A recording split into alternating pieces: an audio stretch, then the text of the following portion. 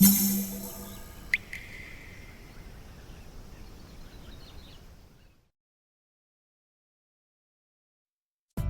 うも、底辺アクアリスト黄昏です。皆さん、以前アップした60センチ正化石山岳レイアウト水槽の動画は見ていただけたでしょうか。まだ見ていない方は概要欄に再生リストを貼っておきますので、ぜひそちらも見てやってください。苔取り能力抜群の台湾ヤマトヌマエビを50匹導入して、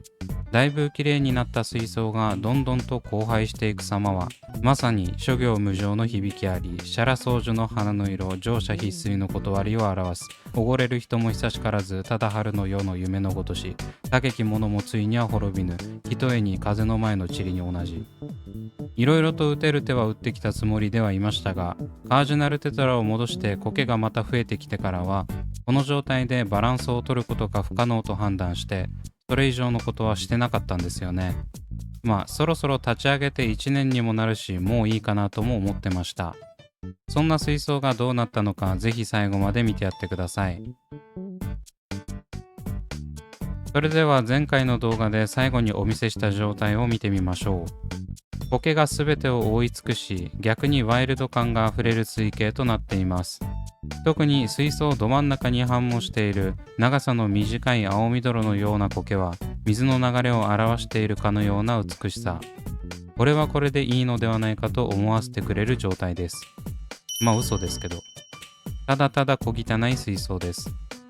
生態が元気でいられるように水替えだけはしっかりしてるせいで、壁面はピッカピカ、ライトスクリーンもピッカピカで、水槽内の惨状と比較すると高低差で耳キーンってなります。そんなギャップ模様を狙った水槽の1週間後がこちら。大変なことになっています。先ほどの長さの短い青緑みたいな苔はやはり青緑だったようで、水槽全体を覆い尽くしてます。こうなるともはやサーフェイススキマーも機能を停止し、絡まる青緑のせいでどんどんと油膜が張ってる状態です。さすがにこうなってしまうと水槽を見る楽しみもへったくれもないですよね。1、2ヶ月前からそうだっただろうという確信をつきすぎて心が痛くなるツッコミは無視して、この惨状をどうにかしようと思います。というわけでまずは大量にいる生態を捕獲していきます。水槽全面ギリギリまで配置した石は網の侵入を許さず、生態たちにとっては格好の逃げ場となっているようです。正直水槽壁面の掃除も大変面倒だったので、もう二度と水槽全面に石は配置しないと誓いました。生態と一緒に青緑もすくってますが、こんな状態でそんな細かいこと気にしててもしょうがないので見て見ぬふりをします。続いては左下の安全地帯に隠れている生態たちをあぶり出すために豪快に接着していた石を剥がしていきます。ここまで来たら皆さんもうお分かりかと思いますが、この水槽をリセットします。さすがにこうなってしまってはしょうがないです。どうせここからどんどん不快のようになっていくのは目に見えてますし、そもそもすでに不快なのでこれが最善策。生態自体は元気でも、この水槽をこれ以上維持しておく理由もありません。ちなみにこの石の撤去作業、水が濁らないようにできるだけ慎重にやっているんですが、あまりにも強固に接着しているため、優しく解体することは不可能なようです。1年間石崩壊のリスクをなくしてくれたので、リセット時の大変さには目をつむります。どうやら左手前にある一番大きな石は、上の石と接着されてて動かないようなので、先に上の石を取ってから取り出すことに。結果、盛大に水が濁ってしまい、先ほどまでの慎重な作業が一気に無駄になってしまいました。そんな感じで全ての石と水草を撤去した状態がこちら。恒例の茶色泥水が完成しております。ほとんどのカージナルテトラはこの時に避難させているんですが、低所を這う台湾ヤマトヌマエビたちはまだ救出できていません。とりあえず濁りが落ち着いてからソイルを回収しつつ捕獲していきます。ちなみに解体時に回収したニューラージパールグラスと石はこんな感じ。ニューラージパールグラスはもりもり取れたんですが、使い物にならないレベルで汚いです。のっぺりしたのは卵巣っぽく見えますが、ただのっぺりこびりついた苔です。水上栽培に移行すればなんとか使えなくもなさそうですが、もともとガラスポットにニューラージュパールグラスは育成していたので、この大量の苔まみれニューラージュは廃棄します。石もこんな感じで、確か18キロぐらい入っていたと思うので、10リットルバケツでもこんなに大量です。逆に石がこんだけ入ってて1年間我慢できたのはすごいんじゃないかと言い聞かせます。というわけで、濁りがだいぶ取れた状態の水槽がこちら。汚泥の堆積具合から1年間の汚れがどれだけ凄まじいかがわかりますね。そりゃこんだけ有機物が積もってたら苔も入るわけです。当たり前ですが、多くの生態を入れれば入れるほど苔まみれになるのは、こういった糞などの有機物が原因なんでしょうね。自分でも茨の道を進んでると思いますが、最近水槽も増えてきてきれいに管理するのも大変なので、生態の数は抑えめにしていこうかなと考えています。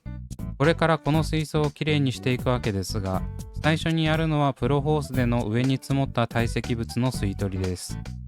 どんな作業をやるにしても、この大量の汚泥が積もってると視界がどんどん見えなくなっていくので、取りやすい汚泥は先に取っておいた方がいいと思います。吸い込み速度を加減しておかないと、このようにソイルが詰まってしまうので注意。エビを吸い込まないよう注意しつつ、ひたすらに汚泥を吸い込んでいきます。そんな感じである程度汚泥を吸い込み終わったら、園芸用ホースでソイルごと水を吸い出していきます。この時は一番エビを吸い込みやすいので、細心の注意を払いましょう。南沼エビとか飼育して稚エビがうじゃうじゃいる人はもう無理なので、この方法は使えません。この作業が一番楽しいんですよね。ソイルと汚泥がぐんぐんホースに吸い込まれていく様は、大変なリセット作業の一粒の清涼剤です。ちなみに吸い取ったソイルと水はこのように15リットルバケツにかぶせた洗濯ネットで受け止めます。こうすることで簡単にソイルと水が分離できるのでおすすめです。このやり方である程度水とソイルを抜くと、このように吸い込んだ跡地にエビや生態が行き場をなくして集まってくるので、そこを網で一網打尽にしていきます。エビはすばしっこく網を振り回しているうちに水が濁って、また濁りが取れるのを待つ羽目になるので、この追い込み漁戦法はとても楽です。